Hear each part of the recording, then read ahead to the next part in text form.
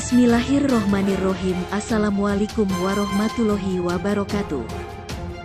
Pada pembahasan video kali ini kita akan membahas lanjutan pada video misteri berlabuhnya Bahtera Nabi Nuh akhirnya terungkap part 1. Apa keterkaitan antara Judi dan Ararat? Keterkaitannya adalah bahwa di Gunung Nabi yang menurut Dr. Jason Alexander Johann Jackson memiliki nama asli Mount Irarutu atau Gunung Irarutu, di puncaknya terdapat 3 buah induk sungai besar. Dan ini sesuai dengan makna dari kata Judi yang diserap dari bahasa Ibrani, Gedi, yang bermakna bank river atau tempat induk sungai. Sungai pertama adalah Sungai Wosimi yang bermuara ke Teluk Wondama, sekarang menjadi Kabupaten Teluk Wondama. Yang mendiami wilayah sekitar sungai itu adalah anak Nabi Nuh yang bernama Kuri beserta keturunannya. Dan bahasa yang mereka gunakan sehari-hari adalah bahasa Kuri dan bahasa Irarutu. Sungai kedua adalah Sungai Urere yang bermuara ke Teluk Triton. Yang mendiami wilayah sekitar sungai itu adalah anak Nabi Nuh yang bernama Mairasi beserta keturunannya. Dan bahasa yang mereka gunakan adalah bahasa Mairasi. Sedangkan sungai ketiga adalah Sungai Narmasa yang bermuara ke Teluk Arguni, sekarang Kabupaten Kaimana. Yang mendiami wilayah sekitar sungai itu adalah anak Nabi Nuh yang bernama Irarutu beserta keturunannya. Dan bahasa yang mereka gunakan adalah bahasa Irarutu. Sehingga dari sini kita akhirnya paham bahwa yang dimaksud sebagai Judi oleh Al-Quran dan Ararat oleh Al-Quran ternyata merujuk ke tempat yang sama, yaitu Gunung Nabi, di mana nama aslinya adalah Gunung Irarutu yang lokasinya berada di Teluk Arguni, Kabupaten Kaimana, Provinsi Papua Barat. Sehingga kesimpulan yang dapat diambil dari kajian di atas adalah Judi sama dengan Ararat sama dengan Irarutu sama dengan Gunung Nabi. Masih mengenai Gunung Nabi Papua, sebuah jurnal ilmiah terbitan Australian National University tahun 2015 yang berjudul From Stone Age to Real Time Exploring Papua Temporalities, Mobilities and Religiosities disebutkan sebagai berikut. Papua is the land where Adam and Eve descended, where Noah's Ark was stranded, and where all subsequent figures of the Holy Book live. A mountain on the land between Arguni Bay and Wondama Bay is known under the name Mountain of the Prophet, or Gunung Nabi, and some Papuan Muslims like to perform the pilgrimage there instead of traveling to Mecca. Papua adalah tanah tempat Adam dan Hawa diturunkan dari surga, tanah di mana kapal Nabi Nuh berlabuh dan tempat di mana seluruh tokoh penyebar ajaran kitab suci tinggal. Ada sebuah gunung di Papua yang terletak di dataran antara Teluk Arguni, sekarang Kabupaten Kaimana, dan Teluk Wondama, sekarang Kabupaten Teluk Wondama, dikenal dengan nama Gunung Nabi yang seringkali dikunjungi oleh beberapa penduduk Muslim Papua jika mereka ingin melaksanakan ibadah haji ke Mekah. Sehingga hipotesis yang muncul dari apa yang disebutkan dalam jurnal ilmiah di atas terkait Gunung Nabi atau Gunung Irarutu adalah 1. Gunung Nabi adalah tempat diturunkannya Adam dan Hawa. 2. Gunung Nabi adalah tempat berlabuhnya kapal Nabi Nuh. 3. Gunung Nabi adalah tempat beberapa nabi menyebarkan ajaran kitab suci.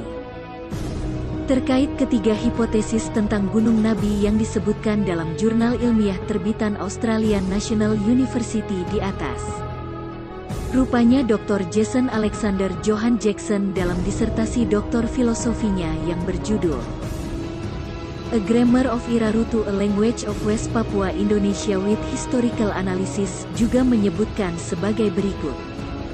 In 2010, language consultants relied a creation myth in which Nabi Mountain is referred as biblical Mount Sinai, or Zion, the place of ascension of both Jesus Christ and the Prophet Muhammad and the origin point of all mankind as well as human language.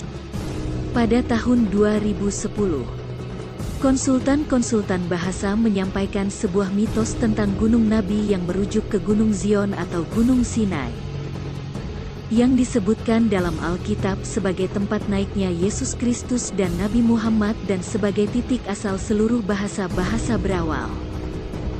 Dan terkait hal ini juga sempat dilakukan wawancara mendalam terhadap salah seorang yang tinggal di Kabupaten Manokwari, Papua Barat, yang dulu pernah menjadi operator alat berat ketika membuka hutan untuk membuat jalan di kaki gunung di daerah Kabupaten Fakfak, Papua Barat. Menurut kesaksian seseorang tersebut, ketika menjelang waktu maghrib dia bertemu dengan seorang kakek-kakek tua yang tidak menggunakan baju alias bertelanjang dada, dan hanya menggunakan kain cawat berwarna merah yang semuanya sekedar untuk menutupi auratnya. Tanpa menaruh curiga sedikit pun, dia mau saja ketika diajak oleh sang kakek untuk berkunjung ke rumahnya. Dalam perjalanan dia menceritakan bahwa tanah tempatnya berjalan itu seperti bukan tanah seperti biasanya yang padat dan keras, namun lebih seperti berjalan di atas balon. Kemudian ketika mulai memasuki daerah perkampungan tempat si kakek tinggal, dia melihat adanya sebuah tempat yang jika dilihat dari susunan pohon-pohonnya berbeda jenis dengan pohon-pohon yang ada di hutan di kaki gunung tersebut. Sepanjang mata memandang terlihat jika pohon-pohon tersebut memiliki ketinggian yang sama seolah seperti dipangkas dan dirawat oleh seorang tukang kebun. Dia juga melihat dengan mata kepalanya sendiri jika si kakek berjalan di atas permukaan rawa-rawa seperti orang yang sedang berjalan di atas air. Seketika dalam waktu singkat, dia sudah berada di perkampungan tempat sang kakek tinggal, yang sepanjang penglihatannya tempat tersebut dipenuhi cahaya terang benderang dan banyak dihuni orang-orang yang berasal dari berbagai ras dan bangsa. Mulai dari yang berkulit putih bersih sampai kepada yang berkulit hitam legam. Dan anehnya di sepanjang jalan menuju perkampungan itu berserakan batu-batu permata berwarna-warni yang seakan tidak tersentuh manusia sama sekali.